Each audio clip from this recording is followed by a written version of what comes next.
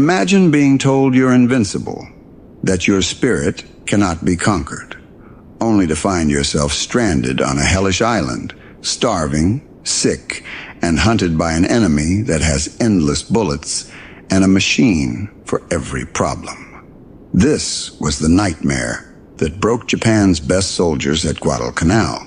For 5 long years, the soldiers of the Imperial Japanese Army had known nothing but victory. From the fields of China to the jungles of Malaya, they had swept aside every opponent. They were told, and they believed, that their spirit, their Yamato Damashi, made them invincible. This wasn't just propaganda.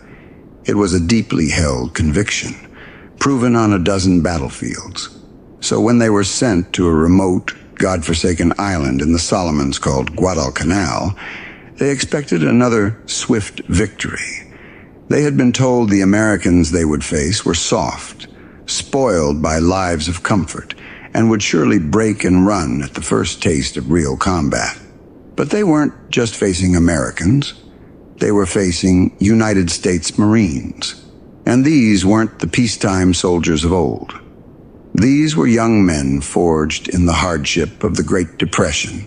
Men who knew what it meant to go without, to work until their hands bled for a single dollar. They had enlisted after Pearl Harbor with a cold fire in their bellies, and now, on this sweltering patch of jungle, they were about to teach the world a lesson in American resolve. The Japanese soldiers, veterans of countless campaigns, thought they owned the jungle. They believed darkness was their greatest ally. However, on Guadalcanal, they would discover that the jungle had chosen a new master. And the darkness would betray them in the most horrifying way imaginable. Every belief they held about warfare, about their own superiority, was about to be systematically dismantled by a new kind of American fighting machine, one that ran on gasoline, gunpowder, and an unbreakable will to win. This monumental clash of ideologies and armies began just 2 weeks earlier, on August 7th, 1942. Under the command of General Alexander Vandegrift, 11,000 men of the 1st Marine Division stormed ashore at Lunga Point. This was Operation Watchtower, America's first major offensive of the war, a bold and risky move to seize a Japanese airfield that was nearing completion. On paper, the objective was simple: take the field, set up a perimeter, and hold on. But no one, not even the planners back in Washington, could have predicted the sheer brutality of the 6-month struggle that was about to unfold. Guadalcanal was more than just an island. It was a vision of hell on Earth.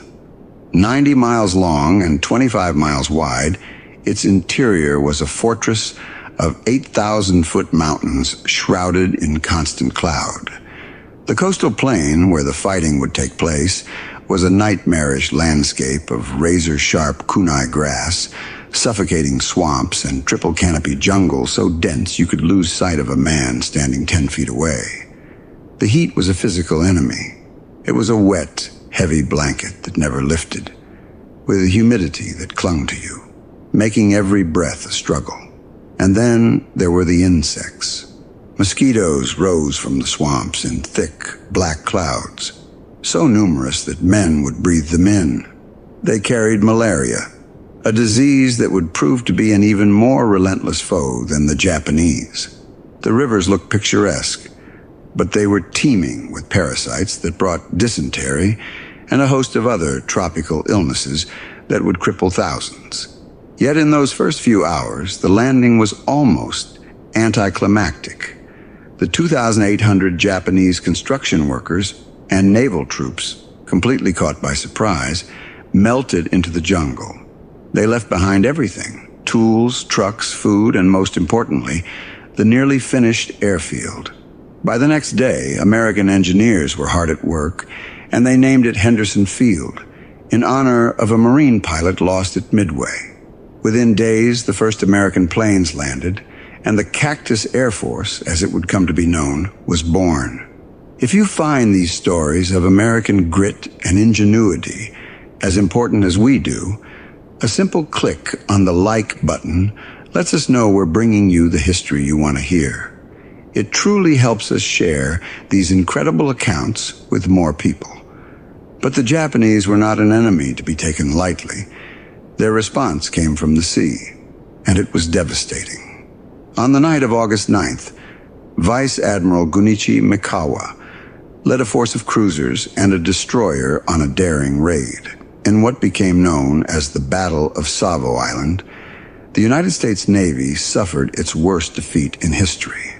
In less than an hour of brutal, close-range naval combat, 4 Allied heavy cruisers were sent to the bottom of the sea, taking over 1,000 sailors with them into the fiery, oil-slicked water. This disaster had immediate and terrifying consequences. The remaining Allied naval forces, fearing further losses, withdrew. They took with them the transports that were still loaded with the Marine supplies, equipment, and heavy weapons. Suddenly, the 11,000 Marines on Guadalcanal were utterly alone, stranded on a hostile island, with a determined enemy gathering to destroy them. They had only half their food and a fraction of their ammunition. It was in this desperate moment that the true nature of the Guadalcanal campaign was forged. The Japanese High Command, flushed with their naval victory at Savo, failed to understand one critical, game-changing fact. Henderson Field was now the center of the universe. As long as American planes could take off from that dirt runway, they controlled the seas for hundreds of miles in every direction during the day. This meant that while the Japanese could own the night, using their fast destroyers for what the Marines grimly called the Tokyo Express to land troops and supplies, the daylight belonged to the Cactus Air Force. Any Japanese ship caught in those waters after sunrise was a sitting duck. This single reality forced Japan's hand. They had to retake the airfield, and they had to do it quickly, before the Americans could dig in and turn the island into an unsinkable aircraft carrier. The task fell to Lieutenant General Harukichi Hyakutake and his 17th Army, but his forces were scattered across the Pacific. The closest unit available was the 28th Infantry Regiment, commanded by Colonel Kiyonao Ichiki. Ichiki was a respected tactician, an instructor at the infantry school, but he was also known for his impulsiveness and his absolute, unwavering belief in the superiority of the Japanese fighting spirit. He had studied the reports of American soldiers and considered them weak. Before leaving for Guadalcanal, his orders were crystal clear. Land your advance force, but wait for the rest of the regiment before making any major attack. Ichiki, however, had no intention of waiting. He was convinced that the reports of only 2,000 Americans on the island were accurate, and he believed his elite, battle-hardened troops could sweep them into the sea in a single night. On the evening of August 18th, 6 Japanese destroyers slipped through the darkness and landed 917 men of Ichiki's first element at Taivu Point, about 15 miles east of the American perimeter. The landing was flawless and completely undetected. Ichiki immediately sent out patrols to scout the American lines, a standard procedure that would, in this case, seal his fate. Because the next day, one of those patrols ran straight into a group of Marines led by Captain Charles Brush. The firefight was short and vicious.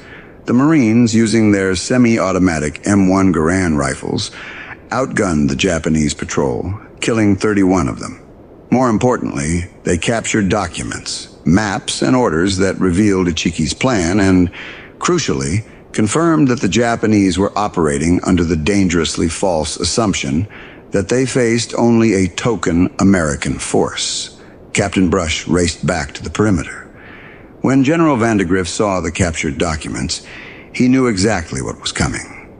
A major Japanese attack was imminent, and it would come from the east. He immediately ordered his men to fortify their positions along the mouth of the Ilu River, which the Marines had mistakenly labeled the Tenaru on their maps. Colonel Clifton Cates gave the job of defending this sector to Lieutenant Colonel Leonard Cresswell's 2nd Battalion, 1st Marines. Cresswell was a meticulous, no-nonsense officer, and he set up his defenses with deadly precision. He positioned his machine gun nest to create interlocking fields of fire that covered every inch of the sandbar at the river's mouth. His men dug in, placed barbed wire, and sighted their mortars. They were preparing a welcome party. What followed was one of the most one-sided slaughters in the history of the Marine Corps. Colonel Ichiki, arrogant and impatient, didn't even wait for his lost patrol to return. When they didn't show up, he simply assumed they had gotten lost or delayed. He chose to ignore his orders to wait for reinforcements. That night, under the cover of darkness, he ordered a full frontal assault directly across the sandbar. Japanese doctrine preached that aggressive night attacks, fueled by the warrior's spirit, could overcome any material disadvantage. Ichiki was a firm believer. He was certain his men, screaming "Banzai," would shatter the soft Americans' morale and break through their lines with bayonets and grenades. But he hadn't counted on the tenacity of the Marines or the cold, hard math of American firepower. Just after midnight, a native scout named Jacob Vuza, who had been captured and brutally tortured by the Japanese for hours, managed to escape. Bleeding from a dozen bayonet wounds, he stumbled into the Marine lines, gasping out a warning. "They are coming!" Minutes later, the jungle erupted. Hundreds of Japanese soldiers burst from the trees, charging across the open sandbar. They screamed, their battle cries. A terrifying sound meant to strike fear into the hearts of their enemies. But the Marines didn't run. They held their fire, waiting, just as they had been trained. Then Cresswell gave the order. The M1917 Browning machine guns opened up. These were old, water-cooled weapons from the First World War, but they were brutally effective. Each gun could spit out 600 rounds a minute, and they didn't stop. The interlocking fields of fire worked exactly as planned, creating a scythe of lead that cut across the sandbar. The Japanese soldiers fell in heaps. The first wave was annihilated before it got halfway across. The second wave charged over the bodies of their comrades and met the same fate. Those few who managed to stumble through the wall of machine gun fire were then met by 37mm anti-tank guns firing canister rounds, essentially giant shotgun shells that blasted huge holes in the attacking formations. The fighting was horrific.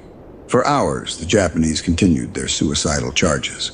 Some made it to the Marine foxholes, and the fighting devolved into savage, hand-to-hand combat with knives, bayonets, and fists.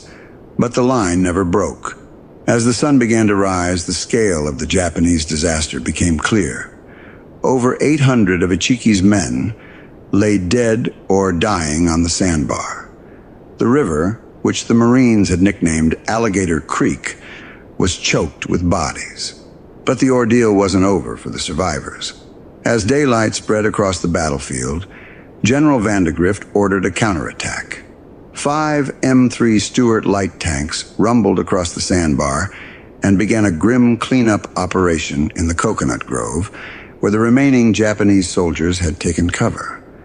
The tanks moved methodically through the trees, their machine guns and canister shells flushing out group after group of hidden soldiers. War correspondent Richard Tregaskis, who witnessed the scene, wrote of the chilling efficiency of the tanks as they spat sheets of yellow flame. By noon, the battle was over. Of the 917 soldiers in Ichiki's detachment, only about 128 escaped back into the jungle, mostly support troops who had been held in reserve. Colonel Ichiki himself was among the dead. The official Japanese account claims he committed ritual suicide in shame, burning his regimental colors before taking his own life. Marine casualties, by contrast, were around 40 killed and wounded. The psychological shock to the Japanese was profound. In a single night, an elite, battle-hardened unit had been effectively wiped out. The Americans had not panicked. They had not broken. Instead, they had used the terrain and their firepower with a ruthless efficiency that defied everything the Japanese had been taught. When they examined the battlefield, the survivors and the strategists back in Rabaul were forced to confront a terrifying new reality. The Americans possessed a material advantage that was simply staggering. The Browning machine guns hadn't jammed. The artillery was accurate and plentiful. Every Marine seemed to have an endless supply of ammunition. This wasn't a battle of spirit against spirit. It was a battle of spirit against an industrial killing machine. And the machine had won. This disaster should have been a wake-up call for the Japanese High Command. It should have told them that retaking Guadalcanal would require a massive, coordinated effort with overwhelming force. But they were slow to learn. They still believed that the defeat at the Tenaru was a fluke, a result of Ichiki's recklessness rather than a fundamental flaw in their own doctrine. So, they decided to send more troops, this time under the command of a more cautious general, Kiyotake Kawaguchi. Between late August and early September, the Tokyo Express was busy almost every night, ferrying nearly 5,000 men from Kawaguchi's 35th Infantry Brigade to the island. The destroyers were fast, and they successfully avoided the American planes from Henderson Field. But this method of reinforcement had a critical weakness. The destroyers could carry men, but they couldn't carry heavy equipment. No tanks, no heavy artillery, and most importantly, not enough food or medical supplies. The soldiers arrived on Guadalcanal with only what they could carry on their backs. From the very beginning, they were on short rations, forced to forage for food in a jungle that offered little sustenance. This logistical failure would ultimately doom every Japanese effort on the island. While the Marines were being resupplied by ship, the Japanese soldiers were slowly beginning to starve. It was a war of attrition, and one side had a supply line that stretched back to the industrial heartland of America, while the other had a leaky faucet of men and rice delivered by destroyers in the dead of night. General Kawaguchi was a more methodical commander than Ichiki.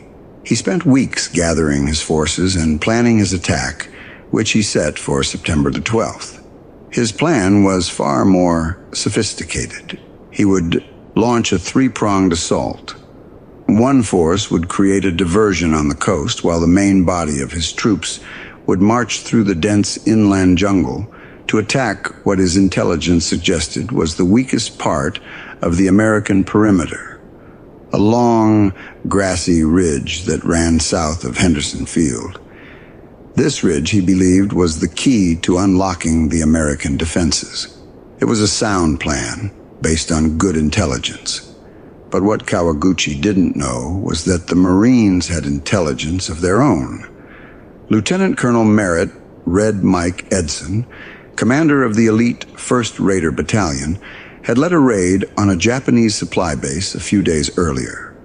There, his men discovered documents and supply dumps that clearly indicated a major attack was being prepared and that the main thrust would come from the south, aimed directly at that ridge.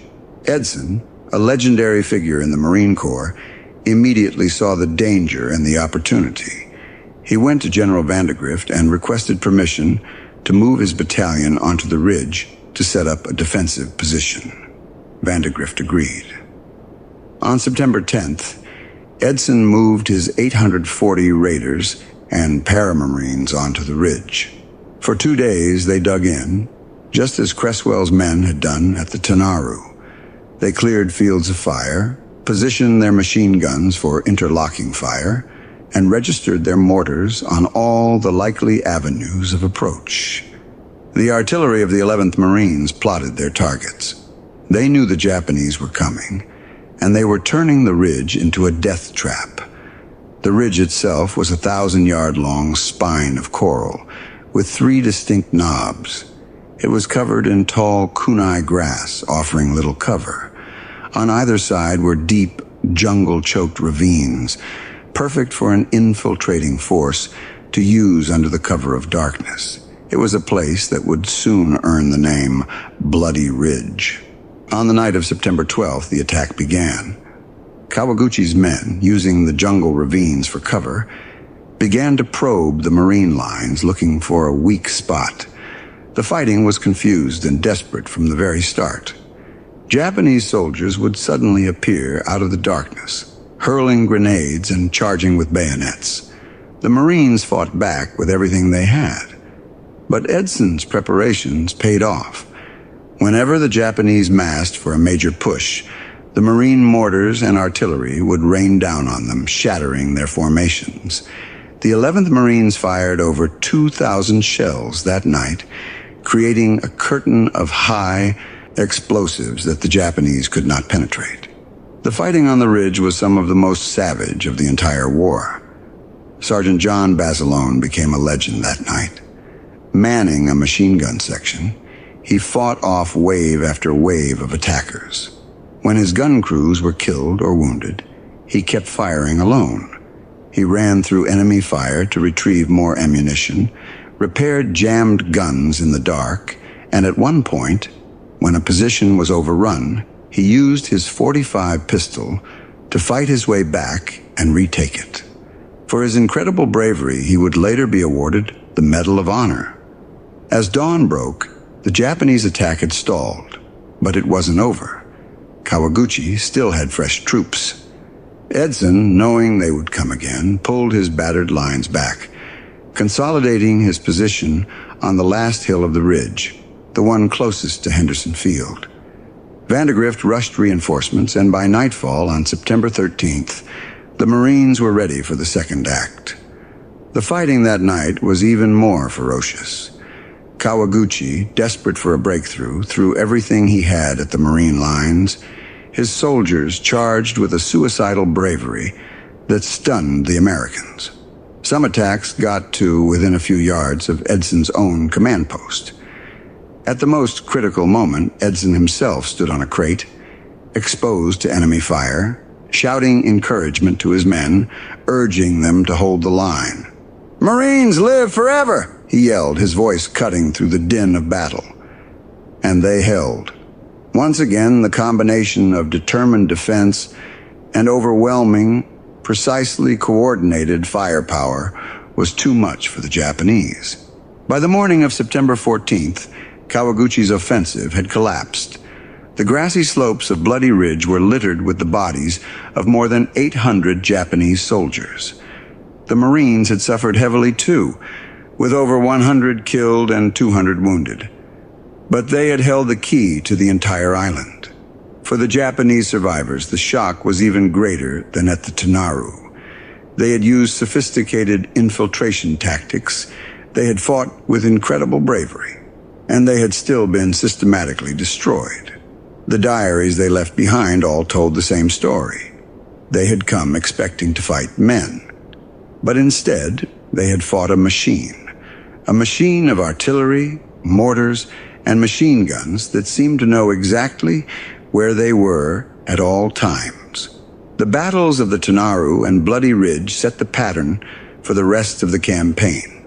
The Japanese would continue to launch courageous but ultimately futile attacks, and the Americans would continue to grind them down with superior firepower and logistics.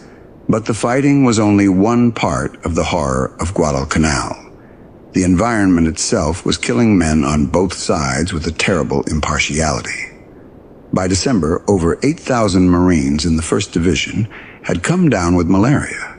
Dysentery was rampant. Men suffered from jungle rot, a horrifying collection of fungal infections that caused their skin to peel off in sheets.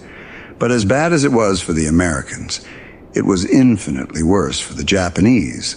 Their broken supply line meant they were slowly and inexorably starving to death.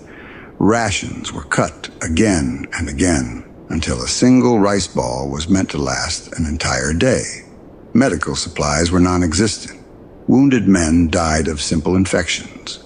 By late October, Japanese medical officers reported that over 60% of their forces were unfit for combat due to malnutrition and disease. The island of Guadalcanal had a new nickname among the Japanese soldiers: Starvation Island. This growing disparity in logistics was the hidden story of the campaign. While Japanese soldiers were eating grass and tree bark, American supply ships were arriving regularly, protected by the planes from Henderson Field. The Marines were eating canned rations, receiving mail from home, and had access to field hospitals with surgeons and life-saving plasma. An American machine gunner could fire until his barrel melted, and he could get a new one. A Japanese machine gunner was ordered to conserve ammunition, firing only in the most dire emergencies. This contrast in supply was the foundation upon which the American victory was built. It proved that in modern warfare, logistics weren't just a part of the strategy. Logistics were the strategy. In late October, the Japanese made their largest and final push to retake the island. General Hyakutake himself arrived to take command, bringing with him fresh troops from the elite 2nd Division. The plan was another complex, multi-pronged assault, with the main attack once again coming through the jungle from the south. The offensive kicked off on October 23rd with an attack led by 9 Japanese tanks, a rare and valuable asset. But the Americans were ready. Using anti-tank guns and their own Stuart light tanks, they destroyed all 9 Japanese tanks in a matter of minutes. The attack was a costly failure. The main event came the following night. Nearly 6,000 Japanese soldiers crashed against the American line south of the airfield, a sector held by the 1st Battalion, 7th Marines, commanded by the now legendary Lieutenant Colonel Louis Chesty Puller. The battle that night became an epic of Marine Corps lore. The Japanese attacked in relentless waves, and the fighting was at close quarters, often hand-to-hand. Once again, it was Sergeant John Basilone who turned the tide. He seemed to be everywhere at once, manning machine guns, clearing jams under fire, and leading counterattacks to plug gaps in the line. By dawn, the Japanese attack had been utterly broken. Over 2,000 of their best soldiers lay dead in front of the Marine positions. American casualties were heavy, but the line had held. Henderson Field was secure. This battle was the high water mark of the Japanese effort on Guadalcanal. They had thrown their best troops at the American perimeter and had been decisively defeated. At the same time, a series of massive naval battles raged in the waters around the island, which would ultimately seal Japan's fate. In the naval battle of Guadalcanal in mid-November, the U.S. Navy, despite taking heavy losses, succeeded in turning back a Japanese force that included 2 battleships, preventing them from bombarding Henderson Field. In a dramatic night action, the USS Washington, using its superior radar, found and sank the Japanese battleship Kirishima. This victory at sea was decisive. It meant that Japan could no longer even attempt to land major reinforcements or heavy equipment. A final convoy of 11 transport ships was almost completely destroyed by American planes and ships, with only a fraction of its men and none of its heavy supplies making it to shore. For the Japanese soldiers already on the island, this was the final blow. They had been holding on, starving and sick, with the hope that reinforcements would arrive. Now, that hope was gone. The diaries of Japanese soldiers from this period are heartbreaking to read. They are a grim chronicle of a slow, agonizing descent into starvation and despair. Men wrote of eating leaves, roots, and even the bodies of their fallen comrades. They described watching their friends, once proud soldiers of the emperor, waste away into living skeletons. By December, the Japanese High Command in Tokyo made the difficult decision. Guadalcanal was a lost cause. They would have to evacuate. The evacuation, codenamed Operation K, was a masterpiece of deception and naval skill. Over 3 nights in early February 1943, Japanese destroyers slipped in and rescued nearly 11,000 starving survivors. It was a remarkable success, but it could not hide the scale of the disaster. Of the 36,000 Japanese soldiers sent to Guadalcanal, nearly 25,000 had perished. About 15,000 were killed in combat, but an estimated 10,000 more had died from disease and starvation. The strategic initiative in the Pacific had passed permanently into American hands. Guadalcanal wasn't just a military victory. It was a psychological turning point. It shattered the myth of Japanese invincibility. It proved that the American soldier, when properly equipped, trained and led, was more than a match for the supposedly superior Japanese warrior. The Japanese officers who survived the campaign consistently pointed to several hard-learned truths. They had completely underestimated the American will to fight. They had failed to comprehend the sheer scale of American industrial and logistical power. And they had learned, in the most brutal way possible, that individual courage and fighting spirit, no matter how great, could not stand against the systematic, overwhelming application of modern firepower. One veteran later said that on Guadalcanal, they learned that war is decided by systems.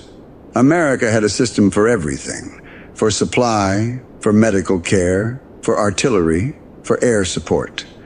The Japanese systems, built on a foundation of outdated assumptions, had failed at every level. The Americans learned lessons too. They learned that the Japanese soldier was a tough, tenacious, and fanatical opponent who would fight to the last man. They learned the brutal realities of jungle warfare and developed the tactics that would carry them across the Pacific to the shores of Japan itself. But the most important lesson was a renewed confidence in themselves. They had met the best the Japanese Empire had to offer in some of the worst conditions imaginable, and they had won. When you look back at Guadalcanal, the story of the Japanese terror wasn't about a fear of the individual American soldier. It was a terror born from a dawning, horrifying realization. It was the realization that they were fighting an enemy whose factories could produce more in a month than they could in a year. An enemy whose supplies never seemed to run out, whose artillery never fell silent, and whose planes owned the sky. It was the terror of knowing that for every Japanese soldier who fell, there were 10 more Americans ready to take his place. It was the slow, chilling understanding that their courage, their sacrifice, and their warrior spirit were ultimately meaningless against the relentless, unstoppable tide of American industrial might. The jungle of Guadalcanal had swallowed an army, and with it, the myth of an invincible empire. The lessons learned there, in blood and mud and starvation, would echo through every battle to come, all the way to Tokyo Bay. The story of what happened on that island is more than just a battle. It's a testament to the generation of Americans who refused to break. Thank you for spending your time with us and helping to keep this vital piece of our history alive.